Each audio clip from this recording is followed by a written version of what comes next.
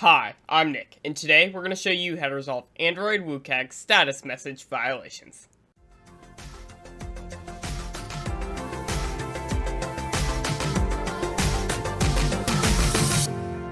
WCAG 4.1.3, titled Status Messages, states that all status messages can be programmatically determined such that they can be presented to the user by an assistive technology without receiving focus. The intent of this success criterion is to make users aware to changes in their content that are not given focus, and to do so in a way that doesn't necessarily interrupt their work. A status message is any message that 1. Provides information to the user on the success of an action, on the waiting state of an application, on the progress of a process, or on the existence of errors, or 2. Is a message that is not delivered via a change in context. When appropriate roles and properties of a status message can be accessed programmatically, screen readers are able to read these messages aloud, thus allowing more users to be aware of the change in information. For more details on the specifics of WCAG status message violations, check out this link here. Link also in the description down below.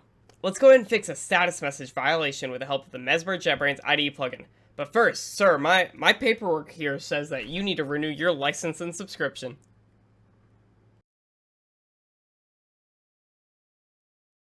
Here we have a status message violation. Clicking on the object allows us to bring up the screen containing this violation, and clicking on the resource ID allows us to find both the colon and the XML files responsible for this violation.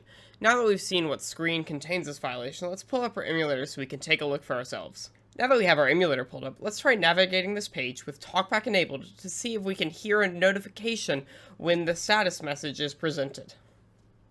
Enter address. Edit box. Showing English, US QWERTY keyboard. Open features. Close features. Open features. End of field. Validate address button. Showing password keyboard. Okay, so we get no feedback when the form is submitted, even though a success status message is presented on the screen.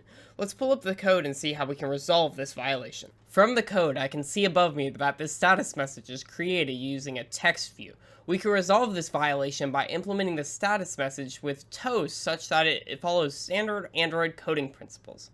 From the XML file, we've deleted the text view object. And from the colon file, we've replaced modifications to the text view with a simple toast. Now that we've made our changes, let's navigate this page with TalkBack enabled. Enter address. Edit box. Double tap to enter text, double tap and hold to long press. Showing English, US QWERTY. Validate address button. Double tap to activate. Success.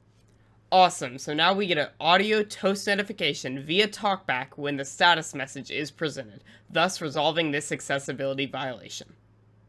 And just like that, we've resolved our WCAG status message accessibility violation. Have you checked out your free Mesmer white pages? Let us know in the comments down below. Thanks for watching, and happy developing.